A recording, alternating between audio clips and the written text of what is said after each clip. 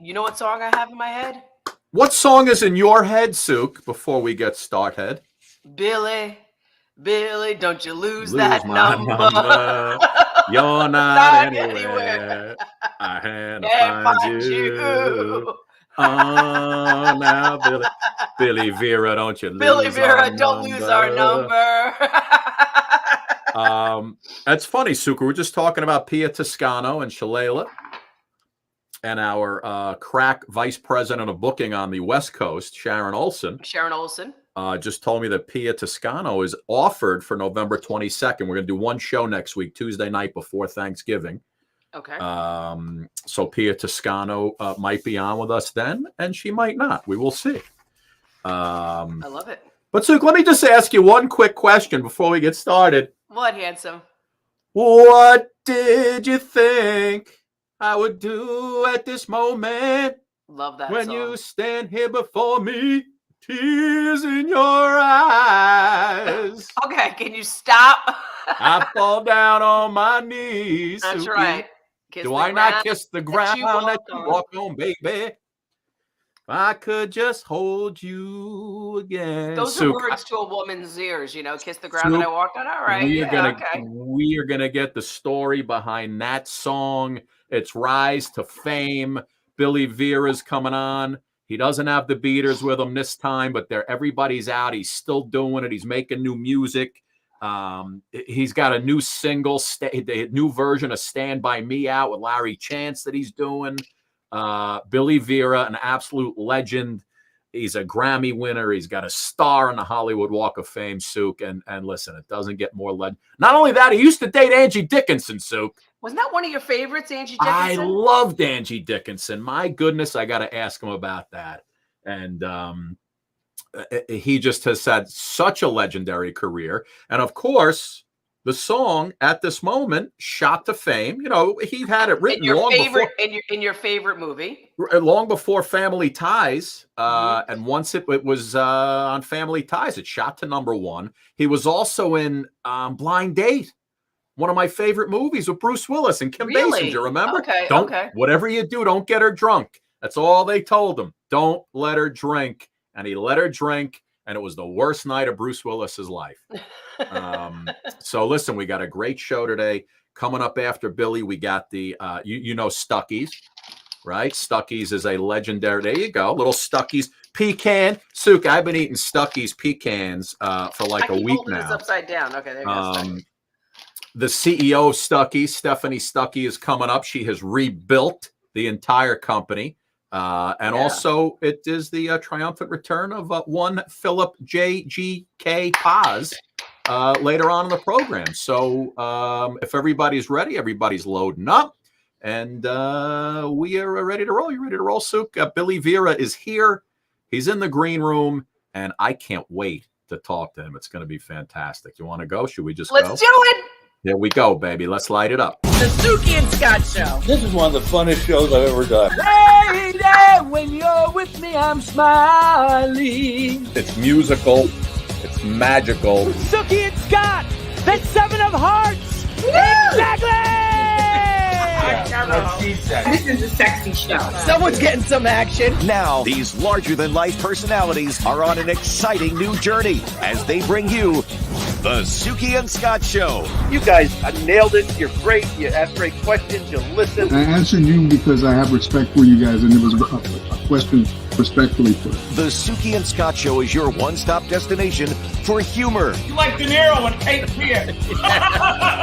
Counselor! Entertainment. Jesse's girl. Wonderful. Can you paint with all the colors of the wind? And optimism. You guys have such amazing energy. Ultraviolet light, it gets in there and it just fights the kung flu. Is that right? Okay. Let's laugh together. I love him. The Stucky and Scott Show. That's the best intro for a show I maybe have ever seen. Really? Your intro is fantastic. If you'd stay, I'd subtract 20 years from my life. I'd fall down on my knees, Suki, baby. They don't make love songs like that anymore, you know? The ground that you walk on, baby. Sook, I am so excited. Billy Vera is here. Legendary songwriter. Wait till you hear how many songs other big artists have recorded of his. Yes. I mean, unbelievable. The guy has been doing it for a long time, since the 60s. Just a fantastic story. Of course, Family Ties made the song big. Not only that, he did the theme song for King of Queens. What else? Empty Nest. Remember Empty Nest? That's that sitcom. Oh yeah. He did the theme song for that one. And I've been loving you too long. Yep. And voiceover guy, actor. I mean, he's literally done it all, Sook. And Billy Vera, usually you say, and the Beaters after that. But, you talk about the people we've had on the show. We always say the soundtracks of our childhoods, right? And that song was really, and Billy Vera and the Beaters, him being on Carson all the time, New Year's Eve, the whole deal. He's one of the guys who was the soundtracks of our childhoods. I know. Singer, songwriter, author now, actor. Yes. He's also a music historian. So we have a lot of conversations that we can get into. And I think we should bring him into the show so we could just talk about Billy. So you don't want to Billy? Bring on Billy. All right, Sook. Well, listen, obviously I got to play a little of the tune before we bring Billy in. So here's a little Billy Vera and the Beaters, and then we bring him in on the other side. Do you think I would give up this moment? If you'd stay, I'd subtract 20 years from my life. I'd fall down on my knees, kiss the ground that you walk on. If I could just hold you again.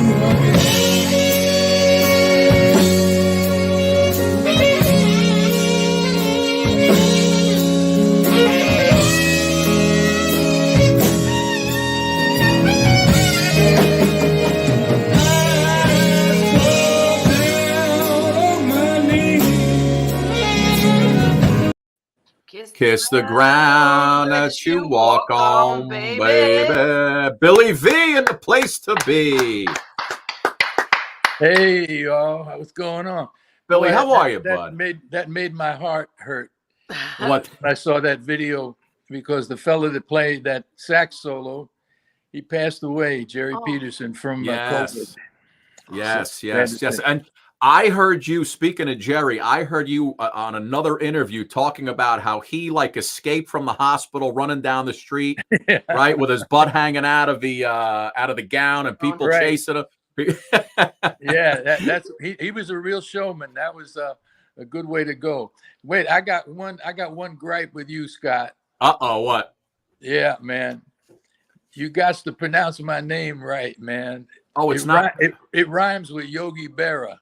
Oh, Billy Vera. Or Geraldo Rivera. Yeah. Oh, I always thought it was Billy Vera and the Beaters. Well, you would use the word Vera if it's a woman's name. Right. But or a Pink Floyd song. So it's Billy Vera.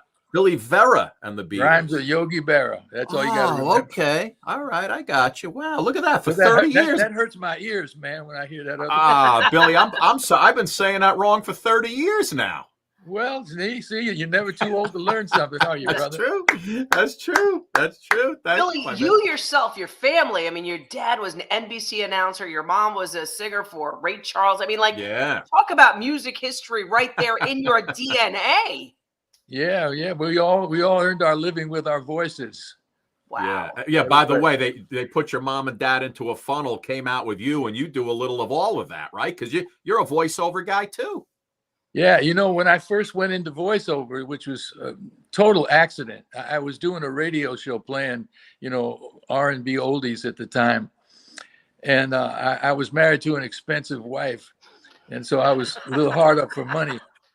And so one day there was a note in my mailbox at the station, and it said, he's got an interesting voice. You believe him when he talks. Would he be interested in doing voiceovers? And I said, yeah, man.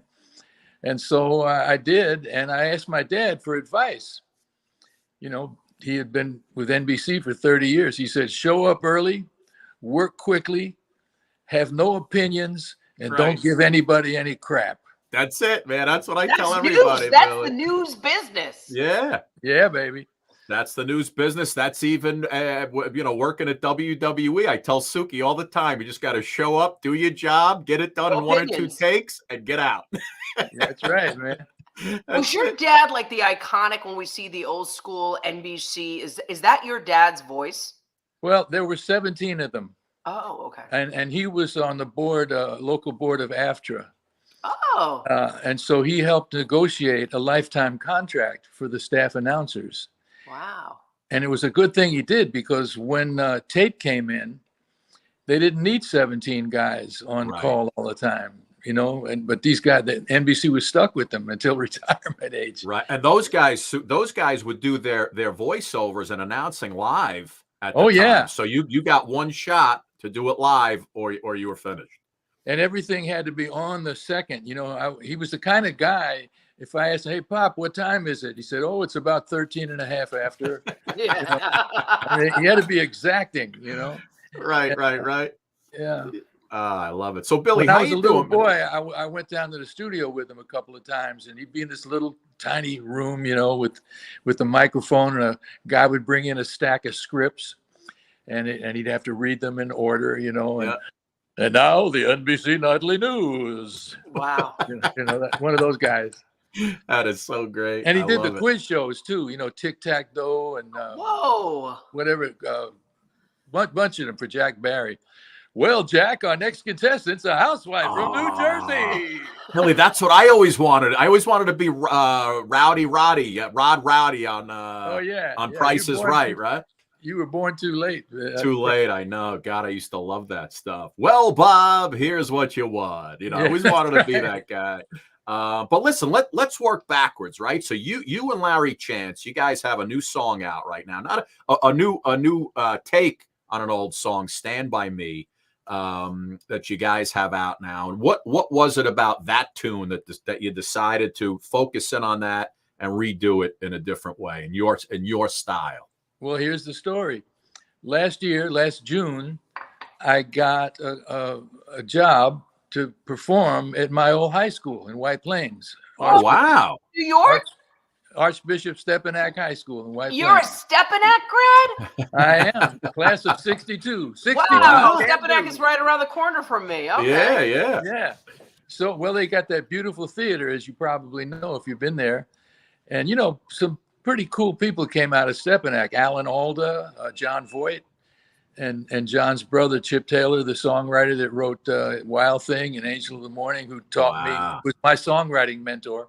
Anyway, I went up there and did a show, and about a month before, the promoter had me do an interview with some lame disc jockey who was going to be the MC. And I said to myself, my God, I can't have this guy introduce me. Maybe Larry will do it. And Larry and I have been friends since 1962. Right. And so Larry said, sure, I'll be happy to. So he introduced me, gave me this beautiful flowery introduction. And at the end of the show, I bring him out and we do an impromptu version of Stand By Me. Got a standing ovation. Nice. Standing ovation. So a couple of days after I got back to LA, he calls me up. He says, I had a track I cut a while back on Stand By Me. I said, Larry, the world don't need another, copy of Benny King's wonderful record. He said, no, listen to the track. So he sent it out to me. I said, blew me away. Sounded like Count Basie. I said, so I put my voice on it. Larry put it out.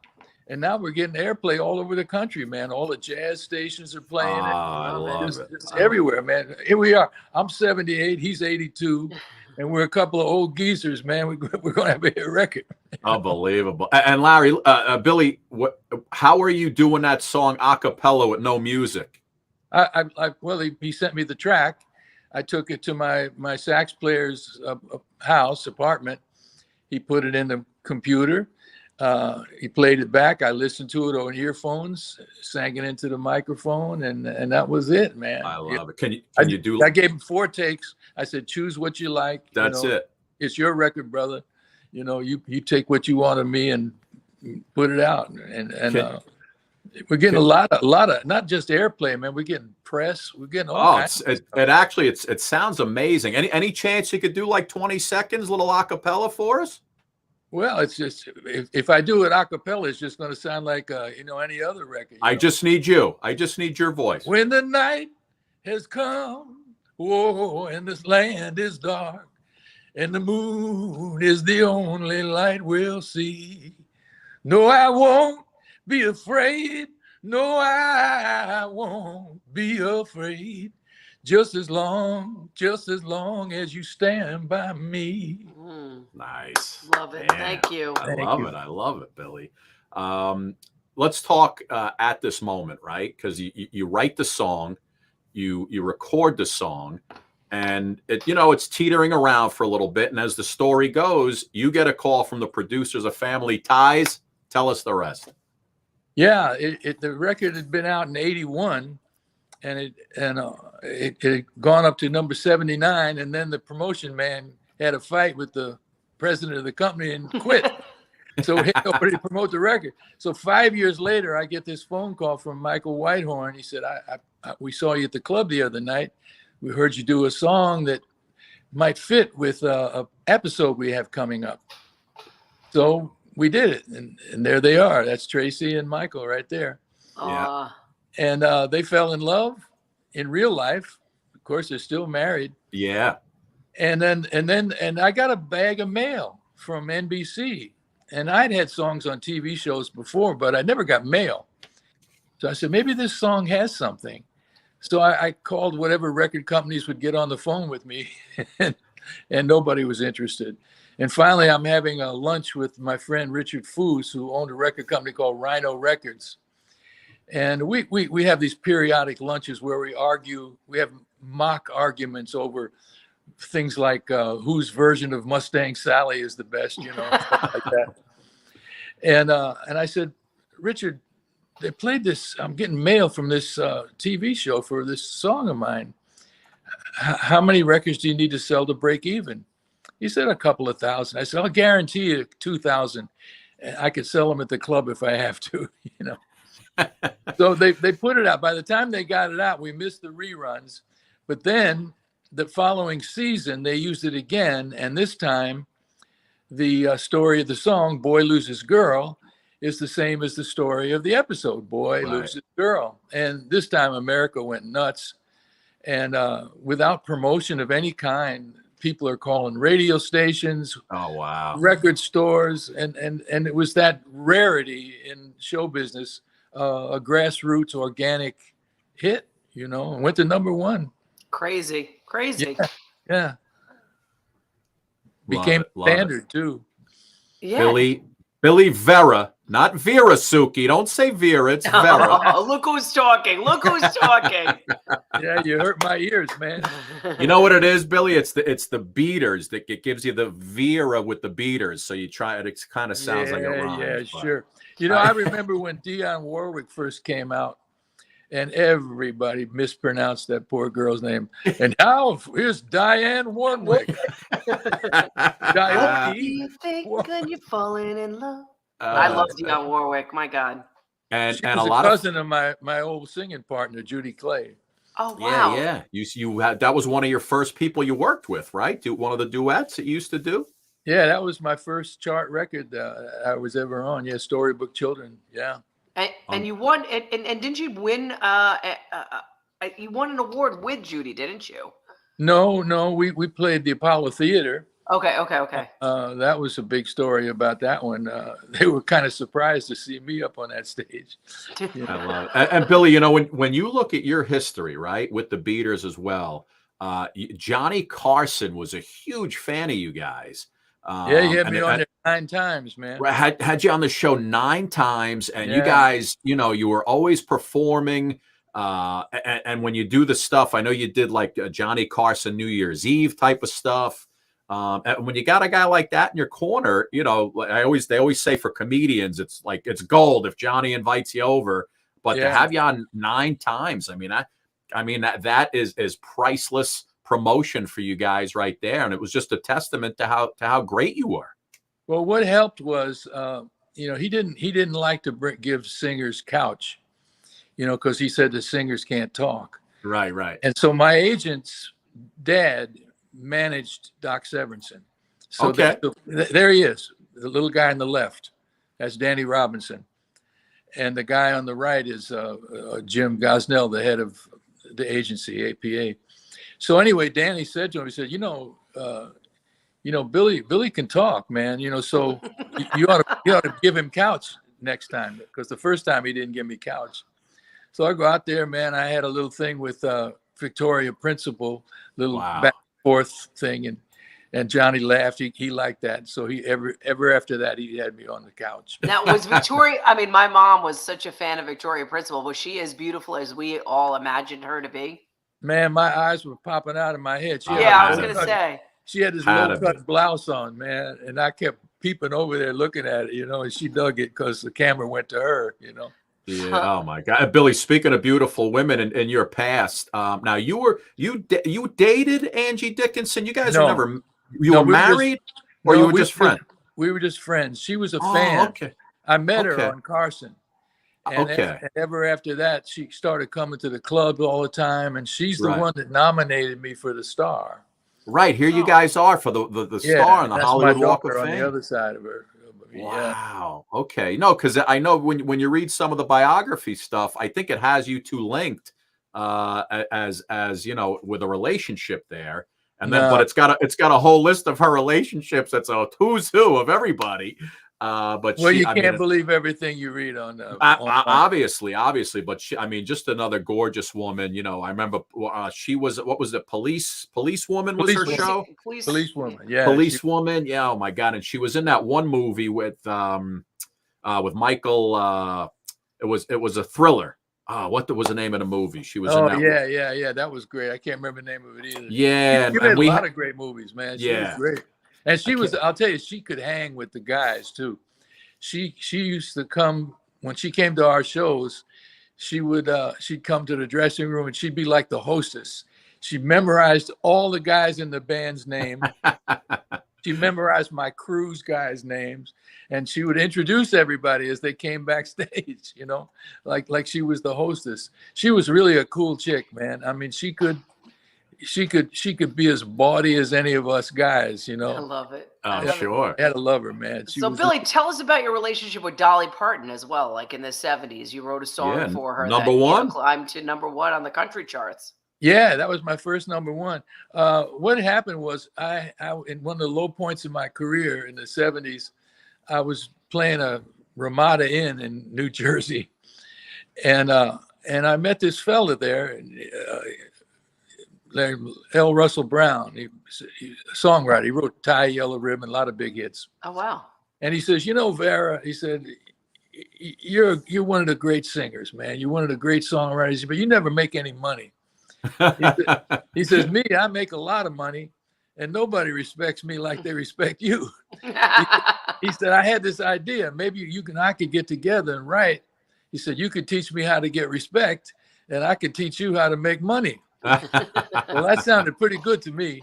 So I started going over his house, and man, this guy had more energy. And we wrote a lot of songs. And one day he gets a gig producing Nancy Sinatra. Okay. He says, look, I got to pick up my wife at the beauty parlor. He says, start something for Nancy, and we'll finish it when I get back. Just crank something up. So I did. And I'm thinking, what do you write about Nancy Sinatra, for Christ's sake? Oh yeah, she got this famous father. So I had lines in there like, I love my daddy, but it really don't matter what my daddy might say, I had the song finished by the time Larry got home. So he said, I love this song, man. I'm going to play it for her. So he played it for her. She hated it. and now Larry's really ticked off. And he says, man, you got to do something with this song. So I recorded this girl who was in my friend's band. And she was lazy. She didn't really learn the song very well. So everywhere we took it, the guy says, love the song, hate the girl. Love the song, hate the girl. So finally, the last guy on my list, he says, love the song, hate the girl, but we're recording Dolly next week. Let me have the song for her. I said, of course. And that was it, man. And then I get an offer to moved to LA to write songs for Warner Brothers. And I'm driving out with everything I own in my car. and every 20 minutes, man, they're playing my Dolly Parton song. Oh my God. That's I Really Got a Feeling, right? I Really Got the Feeling. Yeah. I Really Got the Feeling. And it was a #1 hit for her. Yes, it was. That is unbelievable. Do you remember how that goes a little bit? I really got the feeling that I love you for a long, long time. I felt it from the moment we met. You didn't ask me my sign.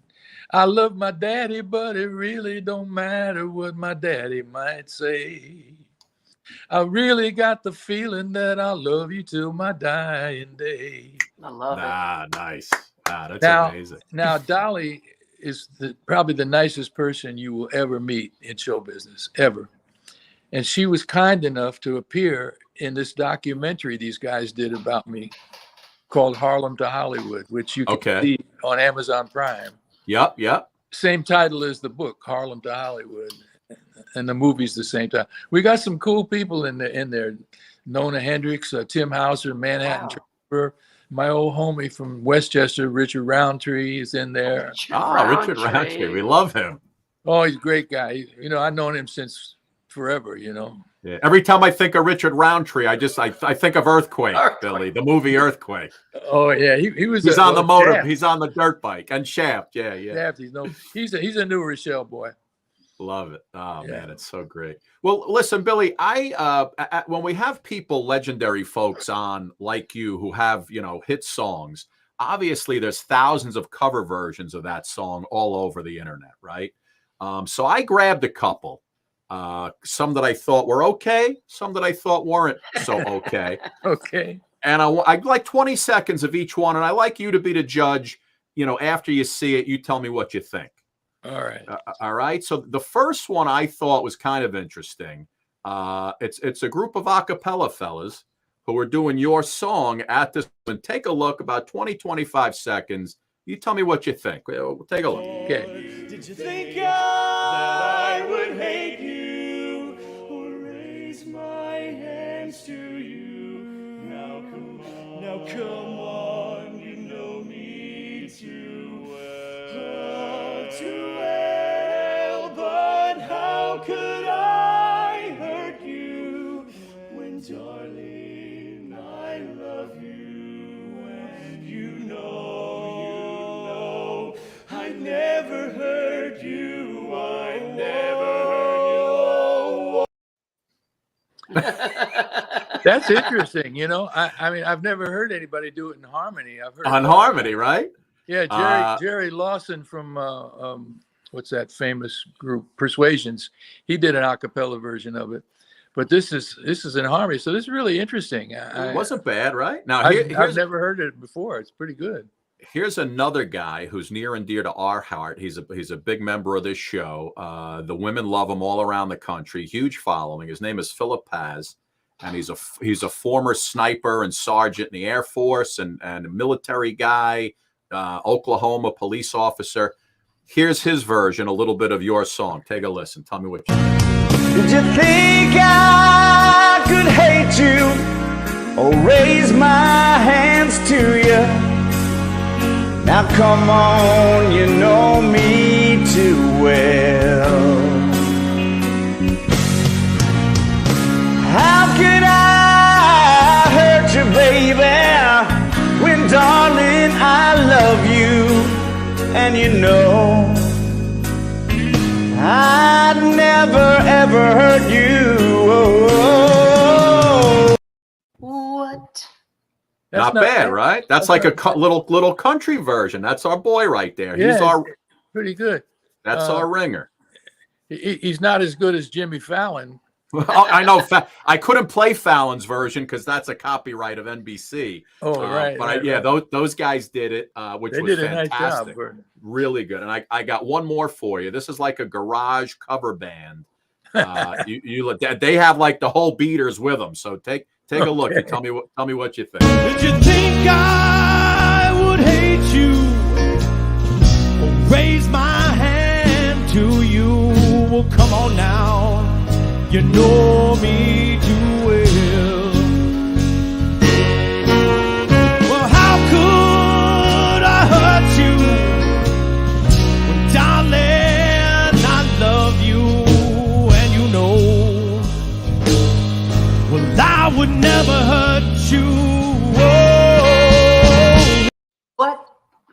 Do you think? Not bad, right? The other two are better. All right. All right. It's like American Idol.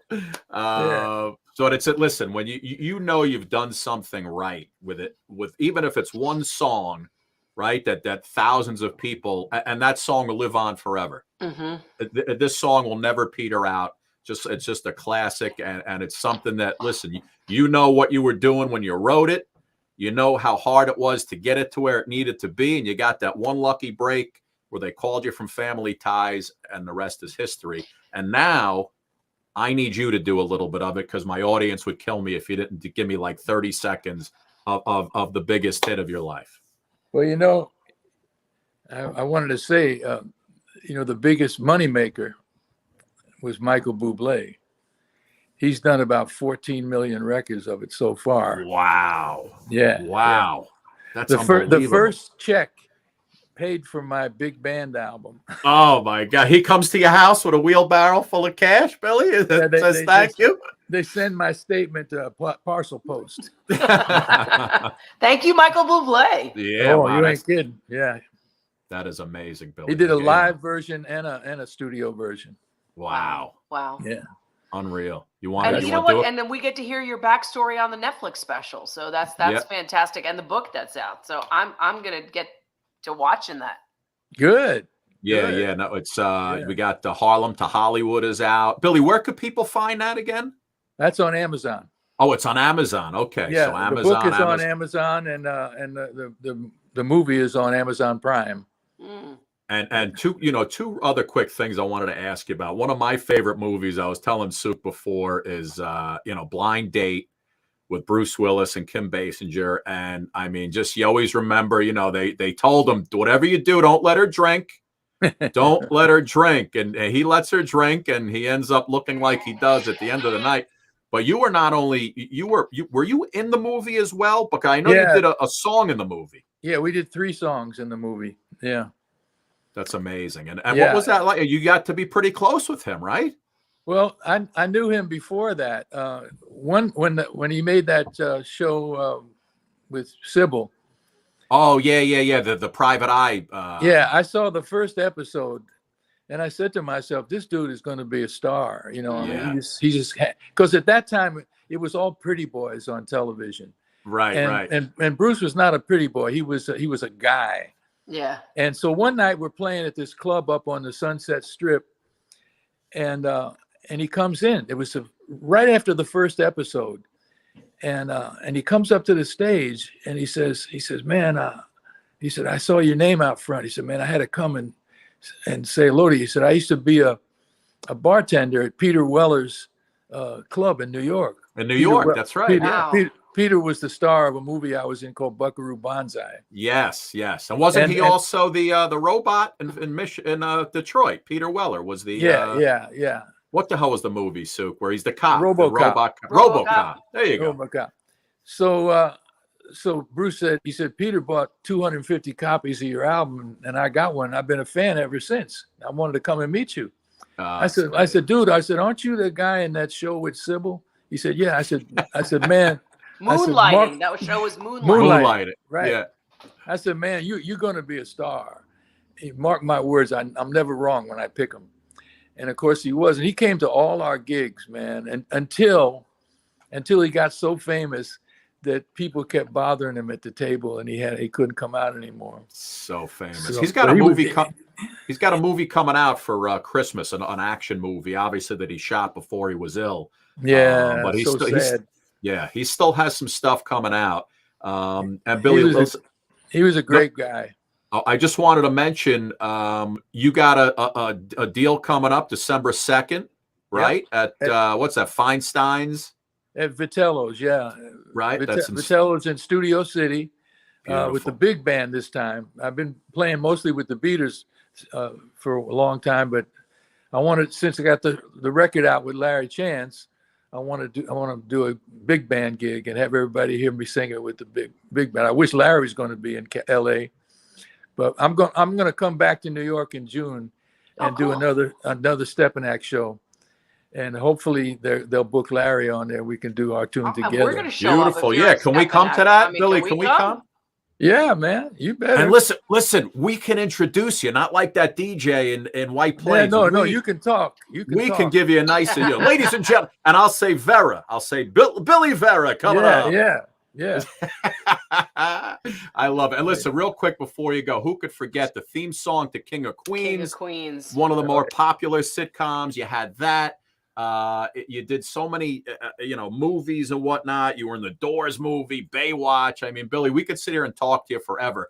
But before we go, I know you may have tried to slip out of it. I just need like 30 seconds of the big song. I need the at this moment. Give me 30 seconds. I could die a happy man later on today, and then we'll all be good. I don't know, man. I like to get paid when I sing that song. What did you think I would do at this moment when you're standing before me with tears in your eyes, trying to tell me that you have found you another? And you just don't love me no goddamn more. Thank you so much, Billy. Thank you so much. You're welcome. Billy, thank you so much, my man. Well, thank you for having me. Thank you for having me. A pleasure being with you both. Keep rolling, my friend. Like I always say, you keep going. You're going to be a success in this business one day if you keep pushing, buddy. I got to keep trying, man. I keep Michael Bublé happy. That's all you have to do. Just keep him happy. Listen, I'll tell you what I found out last June when I went back to Stepping Act for the first time, and all those years, I found out that the most important thing is to keep my friends from high school happy. And I'll tell you, those people never forget you, man. Never. I didn't pay for one dinner the whole 9 days I was there. I'm sure. I love it. You know who else you got to keep happy is Pesci. Make sure he's happy. That's my man. That's my buddy, boy. What a great guy he is. I love it. Great picture. Billy, listen, man, thank you so much. Have a great Thanksgiving. And same to you both. Really, when you come around to New York in the spring, you have my email. Send me a little email. Suki and I would love to come. We'll come check you out. We could sing. Wonderful. I love it, man. Hey, let him sing, not you. Yeah, sing. Well, no, yeah, you will all we'll sing in the audience. We'll watch it. Dude, I heard you sing, man. You ain't no Jimmy Fallon, let me tell you. Did you think I would hurt you? Get out of here. Stop singing that song. Stop. Call my lawyer. See you later, Billy. Bye, Take care, kids. Billy. We love you, care. pal. Love you both, buddy. man. Take care, my friend. He was Silk. What a great guy. What a great guy. I love it. Wow. Billy Vera and the Beaters, Suki. Didn't you? You thought it was Vera, didn't you? You thought it was Billy Vera, didn't you? I mean, I didn't know either way, to tell you the truth. you let me take the fall on that. Yeah, oh my God. My dog's killing me. Hold on for a second. What's going on with Leo? Hey, you know what? Leo. Before we bring Stephanie Stucky in, I'll just, while you're dealing with Leo, I had one more. Look at Leo. Look at him hanging. Leo, the only thing, you know what, Leo? Leo. Because Leo is so white, he changes the whole complexion of your shot. Here's one more solo guy cover, Sue, before we bring Stephanie in, because we are about to celebrate Stuckey's in just a second. But how could I hurt you? Well, darling, I love you, and you know I'll never hurt you. What did you think? good, right? Yeah, really good. I gotta tell you, I've been eating these pecan log rolls from Stucky's all week long, Suki. How many pecan log rolls have you been eating? So we got a box of pecan nuts and roasted pecans and honey roasted pecan, candy pecan. Now, do you say pecans or pecans, Suki? I don't know. We're gonna find out. Is it pecans? I used to say pecans, but is it pecans? I think Stephanie says pecans, if I'm not mistaken. Okay, so we'll find out. I'm gonna try the toasted honey roasted stuff. Wait, where's your hat? I already have it on my head. Let me throw on my hat right there. Hold on. Stucky's up. I gotta tell you. So, when Stucky's, I saw Stephanie online because, Stucky's is one of those places that you remember as a kid When you're traveling down south. When you're traveling through the South, and you always remember the billboards and the trucks and the gas stops, and you'd go in, right? And it was just one of those things where, you know, as a little kid, you'd just say, hey, can we, you know, as a kid, you always want to stop and get out. So you're like, well, when are we stopping at Stuckey's, right? Yeah. So the company, you know, it reached a pinnacle. It hit a low point at one time, and then Stephanie took over as the CEO. And she's rebranding it. She's rebranded it. She's on social media. She's doing everything she could possibly do to get fantastic exposure. Suk, I got to tell you, I might have a little crush on Stephanie Stuckey. I'm not going to lie. I don't think she can hear us. She's in the green room. She's got some sweet Southern seasoning going on. I mean, she's got a television personality. And she's out there doing everything that needs to be done. Look at you trying to look cool in your Stuckey's hat. I'm trying to figure out my hat. But anyway, so listen, let me give you a little bit of Stephanie and Stuckey's, and then we'll bring her in on the other side. Here you go. Take a look. Stuckey's is part of the nostalgia of reviving the Great American Road Trip because people are craving comfort. And part of that is reliving things that were really special about our childhood. So many of us, myself included, have great memories about hitting the road with our families, pulling over at fun places along the roadside, and Stuckey's was part of that. Everyone on a road trip needs road snacks. Stuckey's is a must stop. I think what a lot of people remember us for is our pecan log rolls. So we do have great snacks, but we also have a lot of the fun souvenirs that you remember as a child. So having some kitschy things to bring home.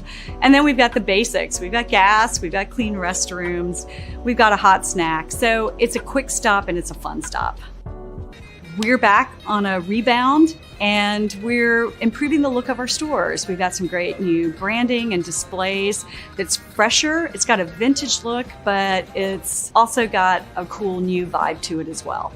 We're making a comeback and so's the road trip. That's my mission, is revive what's special about America and bring Stuckey's back at the same time. If you're hitting the open road, chances are you'll need to stop. And there's no better place to fuel up, grab a snack, and get a taste of that sweet Southern charm than Stuckey's. Cheers to Stuckey's! Yay! Hey there! Cheers, ladies and gentlemen. We got our snacks. Oh my God. I'm rocking the pecan praline. This is pretty good, Steph. I got one. Nice. Now, is it pecan or pecan or take your pick? Well, I'll tell you what my grandfather said. Okay. Go ahead. They're pecans when you pick them, pecans when you sell them. Nice. Yeah, because 70% of Americans say pecans. Right. So you always want to say what the customer says. The customer's always right. Let me tell you something. And we're coming to the holiday season. I mean, it's like all about pecans, isn't it? That's this right. Is the season. Yeah. Steph, let me ask you a question. We're not just for baking anymore. We want to be America's snack nut. It's a snack nut. I was just going to say, I love this. So the pecan, I do say pecan because I'm from South Georgia. Nice. The pecan is the only snack nut native to North America. Really? Yes, we are truly the patriotic nut. George Washington snacked on pecans at the Battle of Valley Forge. Valley Forge. Yeah. That is unbelievable. Steph, you know what I love? You were in politics. You were doing your thing right down there in the South. And you decide, you know what? It's time for me to take over this family business, get it back to where it needs to be. And like I said, I mean, you're out there. You know, look, you look at the old school stuff, right? So here's your is this your grandfather or great grandfather? No, that's just some random. Okay, but basically he started right with a $15, $35 loan, started selling pecans on the side of the road, right? That's how we started. And you've got all this technology at your fingertips, like shows like this, where you could basically sit at your house or do TikToks or do social media and basically just spread the word. And from what I understand, sales are way up these days too, right? You guys are just loading up. Crazy. Sales are crazy. We've gone from when I bought the company, it was 6 figures in debt. Wow. And we closed out last year over 13 million gross sales. And that was in 2 years after buying it. By the way, I didn't just wake up one day and go, oh, I think I'll buy Stuckey's. I literally got a phone call from one of the owners. It was an investment group that owned the company, and they asked me if I wanted to buy it. It was for sale. Yeah. That's what happened. People were But like, "Why'd you buy the company?" It was for sale. That's why it was for sale, right? And my last name is Stucky. I thought it worked out well. I have a last name, so there you go. But what I love is that you're bringing the whole great America, the concept of what made America, the road trip, the family time, stopping off. You know, that little. I mean, who doesn't remember all of that with their parents? You know, it was so much fun. Yeah, and that's what made us great as a country. Like, you know, and the fact that you're reviving a tradition, you know, in a time when everything is so hyper, you know, curated to one person or another, I think this is just amazing. And I applaud you for doing that, because I think the nostalgia needs to come back. It's been fun, and I also like to say that I respect the past, but I don't live in it. So that's a challenge, is how do you resurrect a brand in a way that's fresh and new? And my grandfather actually sold the company a year before I was born. So there were decades, I mean, 50 years when it was out of our hands. And so the chance to be able to buy back a family brand that also has a really special place in American history, it has just been such a gift. And it's been hard. I tell you, I'm 53 years old when I bought the company 3 years ago, and I invested my life savings. I'm an environmental attorney. Like, this is not, this is not what you set up to planned do. on, right? Like, I went from advocating for electric vehicles and dealing with waste management and urban agriculture and solar energy. You know, I was doing all this stuff in urban sustainability to selling pecan log rolls, rubber alligators, and gas, you know, on the side of the road. I mean, my eco friends are like, what the heck? What happened? That's so great. And now you have, you know, tell me if I'm right, there's like 65 licensed locations. Yes. Right. Is it somewhere in that area? And you guys are just full. Is there any plan? I know it's when you say Stuckey's, it's all right. It's down in the south. South. Any plans to bring it up near us in the New York, Pennsylvania, New Jersey area? Absolutely. But the way we've grown the brand and become profitable is actually through selling product. So we bought a manufacturing plant. We bought a candy plant. Oh, okay. Wow. So 90% of our growth is the sale of product. Now, people still associate us with the road trip, which is great. That's the DNA of our brand. I mean, we are synonymous with the Great American Road Trip, and we own that, and we love that part of our brand. And one of these days, I'm actually going to own and operate stores as opposed to just having these licensed locations. Right. But really, the growth for us right now is we're going to keep driving sales of our product. And so in that respect, you can find us in the Northeast, because we're getting more and more into national stores. I mean, that store, by the way, is Johnston City, Illinois. That okay. Nice. Yeah, so we have some licensed locations that are up north. Most of them are going to be in the South and Texas, Oklahoma, Kansas, but they're few and far between. There's only 13 of those original sort of classic blue roof stores. I love it. But the fact that I'm sitting in New York and I can get my Stuckey's. Yeah. Oh, yeah. But these are in 5,000 retail stores throughout the U.S. now. We've gone from about 100 stores to 5,000 in 3 years. And can I order them online out of curiosity? You can order them online. Yeah. Well, and actually, next week I'll be picking your order for you. I'm helping out at the warehouse, so a Stuckey will be picking your order. In good old, what is it, Eastman, Georgia?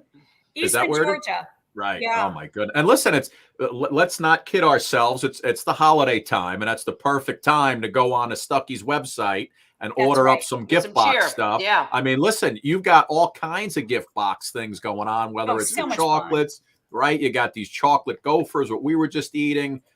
You got the pecans. And what are this chocolate gift? But this has my name written all over. I know, that does. I'm all about the chocolate. That is my favorite, the chocolate covered. And I was actually at the candy plant yesterday. You too, if you come down to Georgia, you have an open invitation to visit our candy plant. We gotta go. We actually had 3 media groups going through yesterday. It's amazing. When you run a candy plant, how many people want to have a tour? You know, it's not like running a poultry plant, right? Right. You're like Willy Wonka, right? Wait, It really is. When you walked, like I saw you were doing a spot with Harry Smith from CBS. Yes. But what you need to do is when you start walking these people through, you got to sing like Gene Wilder used to do in the, fairy tale. Oh wait, what was the song that he used to sing when he walked through? I know. Oh gosh, I wish I could. I just know the Oompa Loompa song, which I could. It was right. You got the Oompa Loompas. All I keep thinking about is Candyman. The Candyman can. No, you know what? I'm having lots of songs. Yeah. I want candy. Indeed.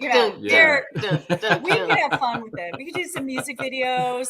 And then go through the chocolate conveyor belt line at the same time. Like Lucy, yeah. And I listen. I love how you're doing it because obviously doing it through social media doesn't cost you a dime. As far as right, there's no advertising dollars. You're just creating that promotion. That's right. And it's just that's what it's all about these days. Getting on TikTok and the whole deal. I know. Right? TikTok. My kids are embarrassed. Yeah. You got to go on TikTok. And basically, more importantly, Sook, for the holidays, you got to get one of these little Stucky's, a pink hoodie. Pink hoodie. I mean, look at right. You got all the merchandise, and it's such a vintage, historic place and a name and the product.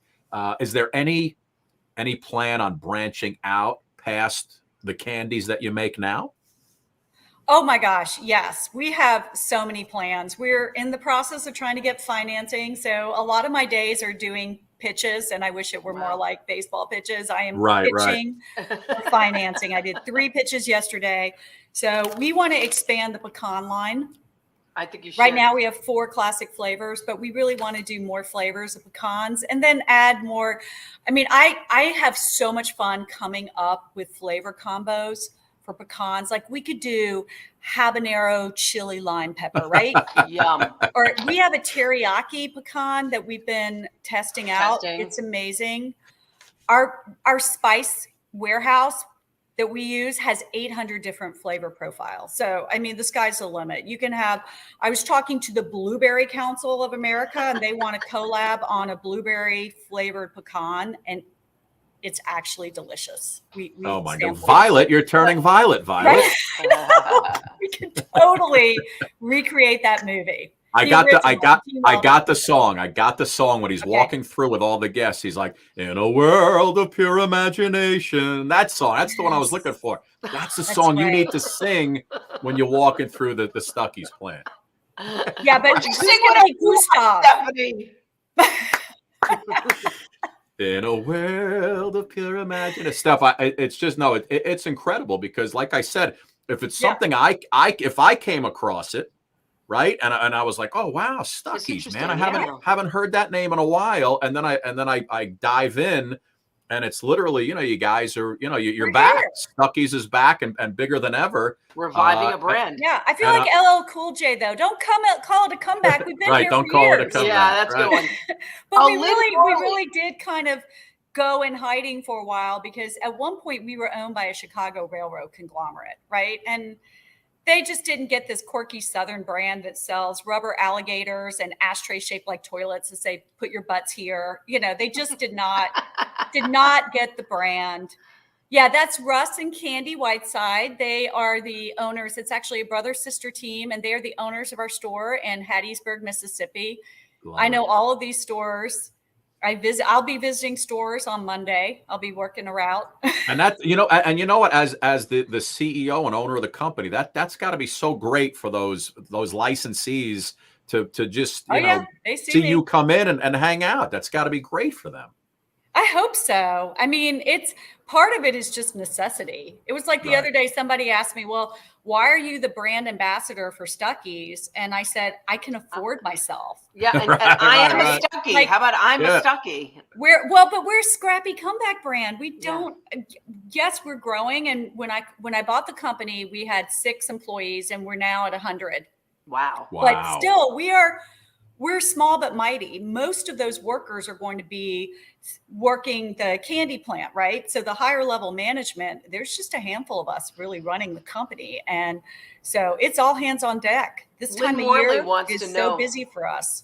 Lynn Morley, one of our viewers, wants to know, can we get them in England? Yeah, I think you just go online, right? No, Oh, we cannot ship to sorry, England Lynn. yet, or Canada. There are different packaging rules and different requirements for, what the nutritional panel has to say. We're still working through that.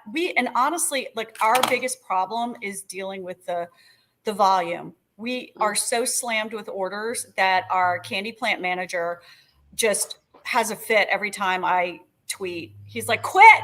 He's like, we can't manage any more orders. Quit selling product. We're just slammed right now. So give us a year. I would love to be in London. And I would love to personally go. And then, you could visit.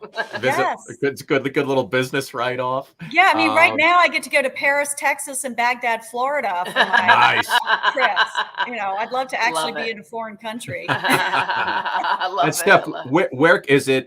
Is it Stuckey's.com? Is it Stuckey's.com? Just Stuckey's.com and everything's. Like I said, everything is available right there. You could order candies online. You could, it's the holidays. You could send it to whoever you like. And I mean, listen, like I said, I almost didn't drop the box off at Suki's house because I had eaten half of the bags already. Of these, and it was so good. I got to get my hands on this, the hunky dory. Yes. So I have a TikTok video today of me helping make the hunky dory. Oh, good. That is my father's favorite item. He calls it hunkadora. Hunkadora. And it's big piece. It's called mushroom popcorn. So it's thick, puffy popcorn that is coated in caramel that we make from scratch with pecans and almonds tossed in. And it's hand tossed. You'll see, like, we are actually hand tossing the product. Wow. And everything is sourced. All the pecans are sourced from Georgia farmers. Beautiful. And everything is 100% from the US of A. So the packaging is American. All of our ingredients, our spice warehouse, everything is from America. Our designers, I mean, it's 100%. And I recognize we're in a global world and there's a global economy, but I also think there's something really special about supporting our communities here at home, especially our local farmers, more importantly. So when people ask me about sustainability, since my background is the environment, I say, well, nothing is more sustainable than being from tree to table. Like, we are literally shaking the trees. These nuts, some of the nuts in the pecan log roll came from our family farm. Beautiful. So tree to table, and we source direct from Georgia farmers. We even shell the pecans at our plant. So we have a shelling facility. So we shell them. Wow. And then we roast them, and then we put them in our product, and everything is fresh crop pecans. Yum. We completely sell through this year's crop by the end of the year. So every year, so these are not, and I will bash pecans that aren't American made, because America has the best pecans.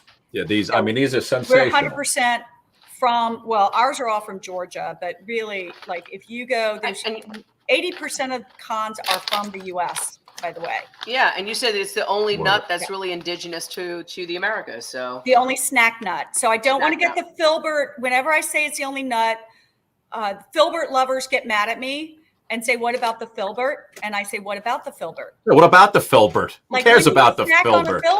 I don't even know what that is, Stephanie. What is the filbert? Never heard of it.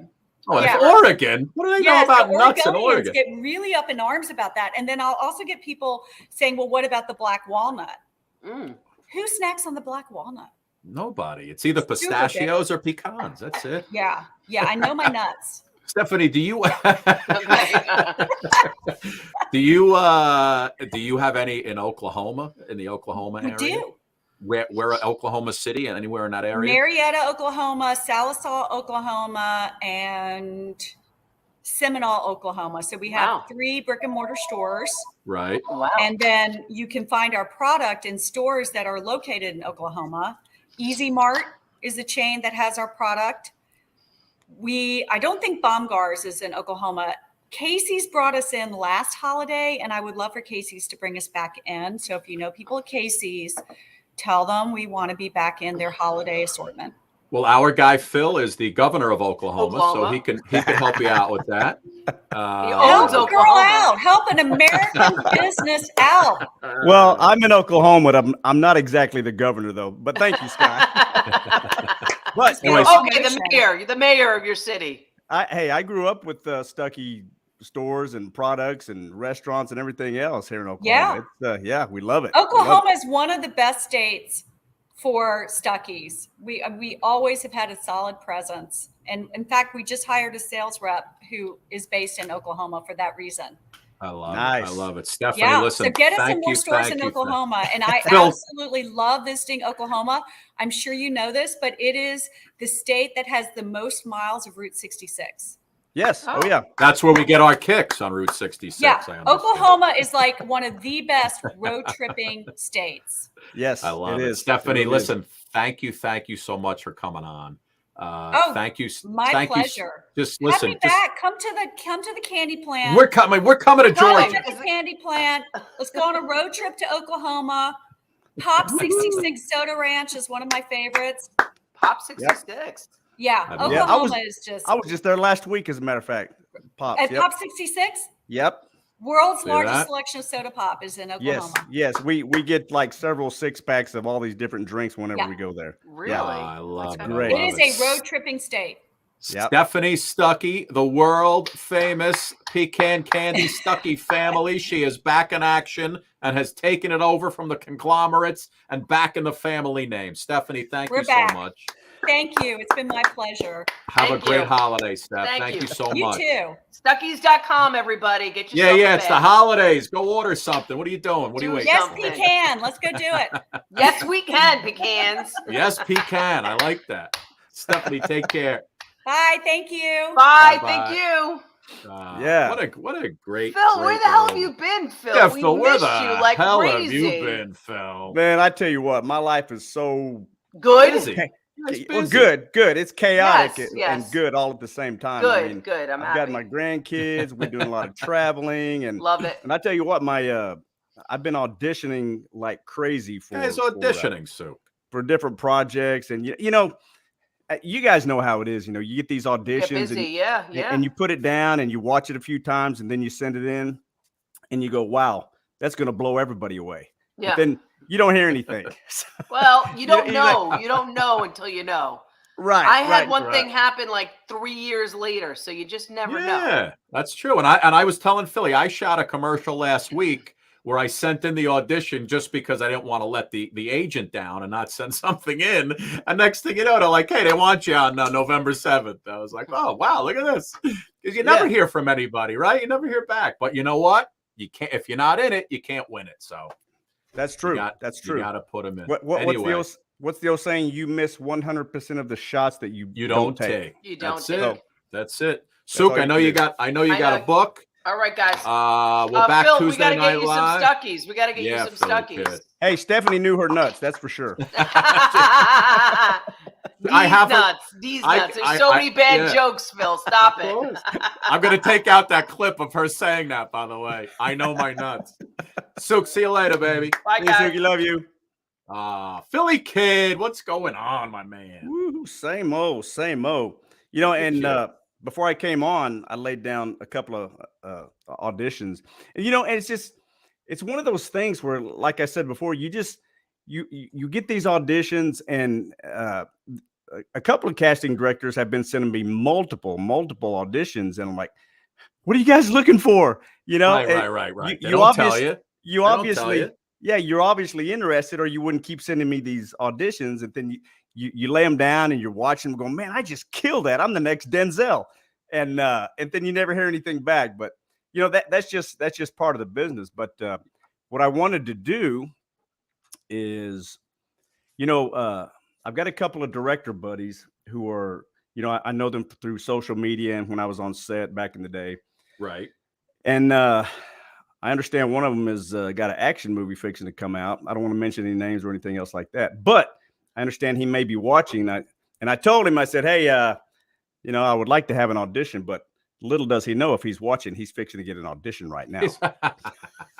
This is if he's looking for a bad guy, and he might want somebody that acts a little bit like this. Go ahead. You know how I stayed along this scratch? See, you know what the good thing is, Philly Kid? What's that? Before you do it, we had a woman on last week, Nancy Harding, she's been in like 9 films and 10 commercials this past year. Woo. And she said the reason that she thinks it's because everybody moved to these self auditions because of COVID, right?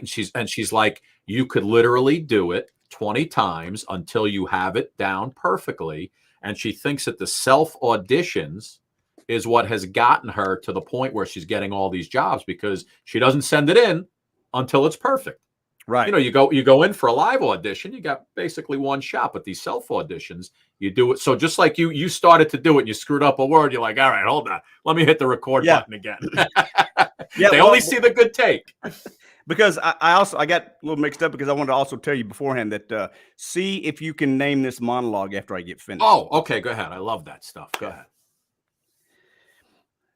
You know how I stayed alive this long, all these years? Fear. The spectacle of fearsome acts. Somebody steals from me, I cut off his hands. He offends me, I cut out his tongue. He rises against me, I cut off his head, stick it on a pike, raise it high up so all on the streets can see. That's what preserves the order of things. Fear. Oh, I know where that's from. You almost sound like Harvey Keitel in that monologue. God, that could be from so many different things. It's not. Who was the star of the movie? Who's saying it? I'll give you Daniel Day-Lewis. Oh, Daniel. Oh, is that the Gangs of New York? Is that what that is? Ah, yeah. Nice, Scotty. Nice. Gangs and wasn't what's his name was in that too, right? Leo DiCaprio. Leo DiCaprio. Yeah. Good movie. Good movie. And, Did you? No, go ahead. Go ahead. I was going to say Daniel Day-Lewis played one of the worst guys ever in cinema history. He was good. He was good. Oh, and by the way, Tulsa King, now on Paramount with Sylvester Stallone, you had a little hand in that movie, didn't you? I did. I got to tell the folks, would you? I got to work a couple of episodes as the SWAT and law enforcement technical advisor. Nice. And it was a lot of fun. It was really a lot of fun. There was like 40 extras playing cops and SWAT guys, and they kind of asked me, so how would you set these guys up? How would you do this? How would you do that? And so went out there and kind of did my thing, and from 25 years of experience as a cop and SWAT guy, and it was a whole lot of fun. They blew up a building during that day, and a lot of fun. Yeah, it looks like a fun series. Yeah, I've watched. They say the premiere episode was out, and looks like it's going to be pretty good. Stallone is really good. Yeah, no, he looks great. I mean, I can't believe the guy's 70 and he's still all jacked up, and I mean, it's crazy. Anyway, did you see Billy Vera on before? Oh, of course. I love it was funny because before the show, you noticed how his picture was this way. His phone is locked, and I couldn't get him to figure out how to unlock his landscape so he could turn it sideways. And I'm like, because at first he was on his computer, and everything was good, but he couldn't hear us, and he couldn't figure out how to hear us. So I'm holding up my phone, I'm like, Billy, just do it on your phone. And then he was doing it this way, and I couldn't get him. We couldn't. It was so Suki and I for 20 minutes. Just scroll it. Just push it down. You'll see. You hit the unlock, and he's like, "No, I can't do it." But wow, what a career on that guy. Oh my gosh. Yeah. I still think. I think he dated Angie Dickinson. I think he was lying. Yeah, you never know. And I remember it like it was yesterday when that Family Ties episode with that song at this moment. Right. I remember when kept watching that live. Yeah, with his girlfriend, and it made you choke up because they were like splitting up.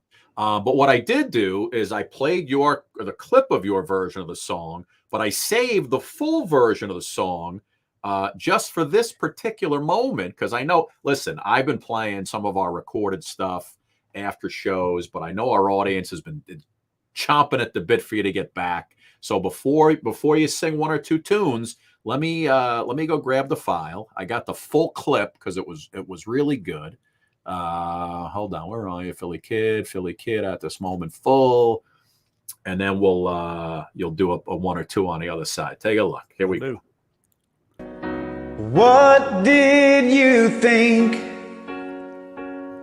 I would do at this moment when you're standing before me with tears in your eyes, trying to tell me that you found you another and you just don't love me no more?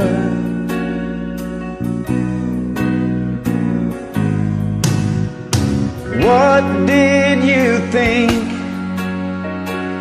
I would say at this moment when I'm faced with the knowledge that you just don't love me? Did you think I would curse you or say things to hurt you? 'Cause you just don't love me no more. Did you think I could hate you or raise my hands to you?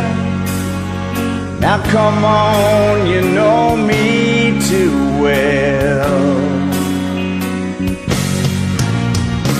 How could I hurt you, baby, when darling I love you, and you know I'd never ever hurt you.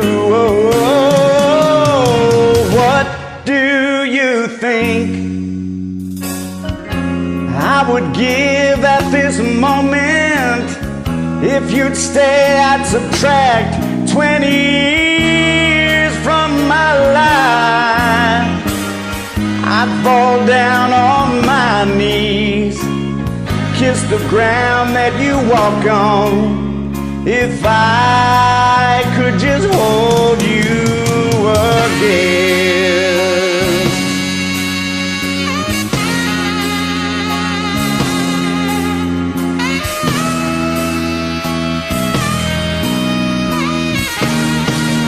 I'd fall down on my knees, kiss the ground that you walk on, baby, if I could just hold you.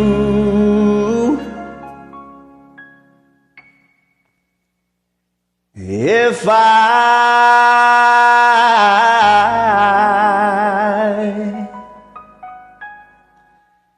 could just hold you. Oh, if I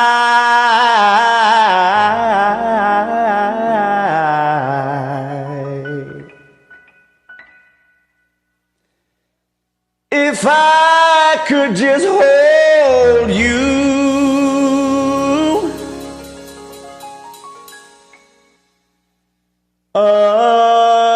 again.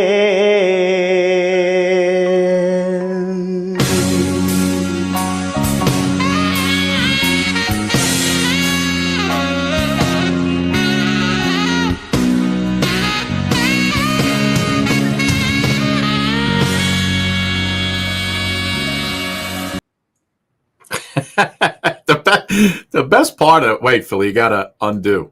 Oh, I did you. Oh, the best part of that is it sounds like you're singing in front of this 30-piece orchestra. I know, man. Right? I know. Can you believe that's like a $2 app? Yeah. It's unbelievable. Schmool. It's awesome. It's awesome. Oh man, that was good, man. Yeah, he liked it. Billy liked it. He liked that like country kind of sound to it. I didn't think he would like the acapella guys because I was like, Jesus, that doesn't sound great. It was good. Yeah, it was different. I mean, I love acapella guys like that, but it was just funny to hear the song like that, you know? Yeah, But, no doubt. all right, listen, man, while I got you, because who the hell knows when you're going to be back, we gotta do a little bit. Yeah. I got to try real hard to get back in the swing of things and start getting back in the show. Yeah, man. More often. So absolutely. But how about this was kind of a we're gonna need favorite. we're gonna need a holiday concert. We're gonna have to put out for Christmas like we always do. Oh yeah, no, it's coming up. Holidays are coming up. So I can get 30 messages. Where so and so is taking your is joining in on your monetization of this song. Like what? What song? What are you talking about? It's karaoke. Yeah, exactly. It's crazy, my man. God. And when we have people like we just had Billy Vera on singing his own song, I'll get a notice, a copyright notice about whatever the company is claiming, copyright on the song, and I have to open it up, do a dispute page, right, and then put Billy was singing on the show. And then they write back, oh, okay, and they let you go. It's just, it's insane. Everything we do on any of these shows, people are using songs on TikTok and Instagram, like the regular songs. Anytime we make a little move on here, they clip us. But yeah, it's crazy, man. Anyway, I don't want to stop you from singing because the ladies are they're waiting for you. Here's a fan favorite, a little let's see, 3 Times a Lady. Little Lionel Richie. And it goes a little something like this. Thanks for the times that you've given me. The memories are all in my mind. And now that we've come to the end of our rainbow, there's something I must say out loud. You're once, you're twice, 3 times a lady, and I love you. Yes, you once, twice, 3 times a lady, and I love you.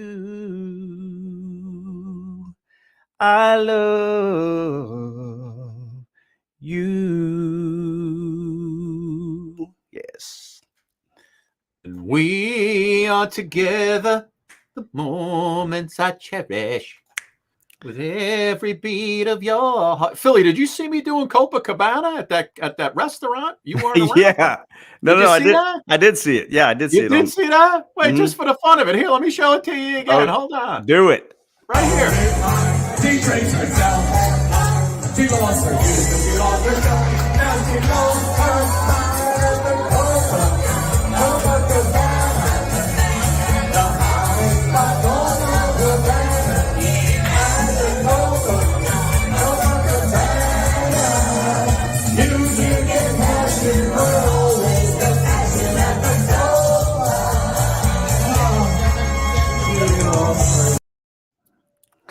I got all the women dancing around me, Philly kid. It was great. Yeah, that looked like fun times. I was about 12:30, 3 tequilas in. It's fine. So was that a business meeting get together or what? Yes. It was a Stucky and Scott show, a financial investor business meeting.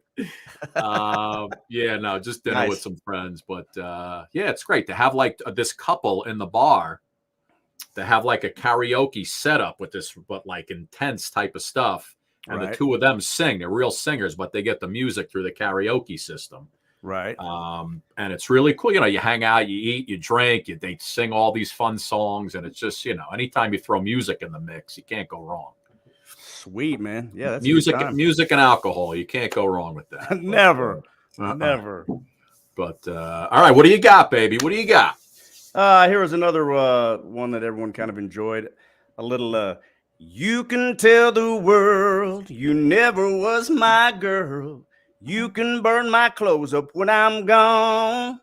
Or you can tell your friends just what a fool I've been and laugh and joke about me on the phone. You can tell my arms go back to the farm. You can tell my feet to hit the floor, or you can tell my lips to tell my fingertips they won't be reaching out for you no more. But don't tell my heart, my achy, breaky heart, I just don't think he'd understand. And if you tell my heart, my achy, breaky heart, he might blow up and kill this man. You can tell your mom I moved to Arkansas, or you can tell your dog to bite my leg, or tell your brother Cliff, whose fist can tell my lips, he never really liked me anyway. Now tell your Aunt Louise, tell anything you please. Myself already knows I'm not okay. Or you can tell my eyes to watch out for my mind. It might be walking out on me one day. But don't tell my heart, Scotty. My achy, breaky heart. I had my mic on mute. I didn't want to. I just don't think he'd understand. And if you tell my heart, Scotty, my achy, breaky heart, Phil, he might blow up and kill this man. Woo! Oh, man. Listen, there's 2 songs I need you to learn that are perfect for you. Popular songs that are on the radio all the time. You ready? Yeah, go ahead. I'll write them down. One is Peter McCollum. And I might be switching the 2 guys around. Peter McCollum. One is called You Ain't Worth the Whiskey. You Ain't Worth the Whiskey. And the other one's Why You Always Angry? Why You Always Quiet? Why do you sleep alone when I know you don't like it? Maybe you might be different. Oh, what in the hell is a man supposed to do to be loved by you? The song's called To Be Loved by You. To Be Loved by You. And You Ain't Worth the Whiskey is, I always forget the guy's name, but it's Phil. It's like, it's perfect for you, and it's a great song. You Ain't Worth the Whiskey. Baby, you ain't worth the whiskey. Oh, Cole Swindell. Cole Swindell. Okay. Cole Swindell. And it's like, I know that he goes, I don't care that you done me wrong, because I've already moved on. You never heard that song? I don't care what his name is. Girl, it is what it is. Right? And he goes, because I'm drinking to a country song, to another long work week on. And I'm raising my glass to a long lost buddy I ain't seen. And I'll drink for one more round. I might close this place down, but don't think for a second I'm out to drown your memory, baby. You ain't worth the whiskey. Billy, I'm telling you, that song is right up your alley. The women will go nuts. I'll have to check it out. I'll have to check it out. Yes. It's called You Ain't Worth the Whiskey. Really good. We'll do it. I'm going to close out today with Go ahead. I'll do another monologue. I actually really didn't prepare for this, but I'm going to try it anyway. Light it up. We'll see how you do. I want you to see if you can name the movie or any of the characters associated. Okay. All right. Go ahead. You weep for Santiago and you curse the Marines. Got it. That luxury. You have the luxury of not knowing what I know. That Santiago's death, while tragic, probably saved lives. And my existence, while grotesque and incomprehensible to you, saves lives. You don't want the truth because deep down in places you don't talk about at parties. You want me on that wall. You need me on that wall. We use words like honor, code, loyalty. We use these words as the backbone of a life spent defending something. You use them as a punchline. I have neither the time nor the inclination to explain myself to a man who rises and sleeps under the blanket of the very freedom that I provide, and then questions the manner in which I provide it. Name that movie, Scott. It's right up there. Few Good Men. Nice. Colonel Nathan Jessup. Woo. One of the best movies ever made. Oh my God, are you kidding me? And for the 12 minutes he was on camera, he got paid like $20 million and literally one of the greatest courtroom scenes ever, right? Yes. Right? Yes. Did you order that code red? You're goddamn right I did. And everybody's sitting there like, Kevin Bacon's on the other table, like, it was great. Crazy, man. Yeah, and Tom Cruise too. I never have understood why anybody ever throws shade at Tom Cruise. That dude is one of the best actors on the planet. So he's so good. I mean, listen, his personal life, who knows? You know, whatever. The guy's a mega superstar. Yeah. You know, so you're not going to live a normal life as a mega superstar. I just watched Maverick Top Gun 2 recently. I mean, and the guy's great. The guy's a great actor. You know, he's been in some great movies. He's been in some crappy movies. Yeah, I heard someone one time say, "Yeah, but he's like 5'4." I was like, "What does that got to do with anything?" Yeah, really. The guy's a billionaire and he's a superstar around the globe. What I mean, I guess you're picking at straws, you know, to throw shit. Yeah, whatever. Yeah, bud, he doesn't like asparagus. It's so great. Philly Kid, it's good to have you back, bud. Glad to be back. I mean, you may not have been on live, but you've been on in tape, if you as the kids say. And what I'll do is, why don't we leave with At This Moment one more time, because it was so good. Sounds good. And listen, we're back on live Tuesday night. We got a couple of big guests coming on Tuesday night, and next week is Thanksgiving. It's coming up already. Thanksgiving, Turkey Day. Yeah. Don't forget, everybody, you got to order up at Stucky's. You know what I'm saying? Go to Stucky's. Everybody talks to each other on the line here. Just, you know, if you want to send each other gifts, just go to Stucky's and tell them Suki and Scott sent you. I don't know if it'll get you anything off, but you'll be good to go. Billy Kid. See you, Scotty. See you, my man. Hold on. Let me lock this up. We put this in. Oh, wait. Hold on. That was the end. That's the beginning. What did you think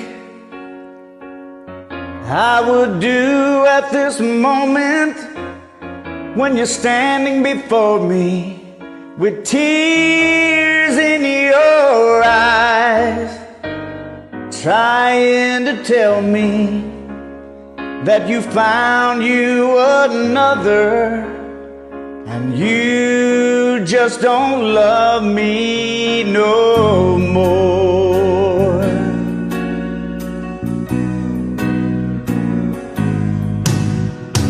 What did you think I would say at this moment when I'm faced with the knowledge that you just don't love me? Did you think I would curse you or say things to hurt you? 'Cause you just don't love me no more. Did you think I could hate you or raise my hands to you? Now come on, you know me too well. How could I hurt you, baby, when, darling, I love you? And you know I'd never, ever hurt you. Oh, what do you think I would give at this moment? If you'd stay, I'd subtract 20 years from my life. I'd fall down on my knees, kiss the ground that you walk on, if I could just hold you again.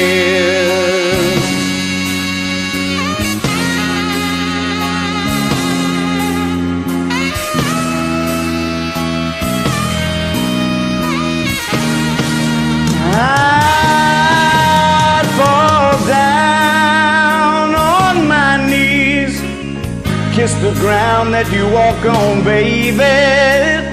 If I could just hold you.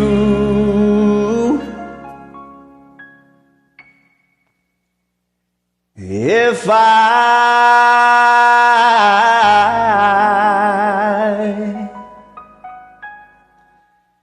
could just hold you. Oh, if I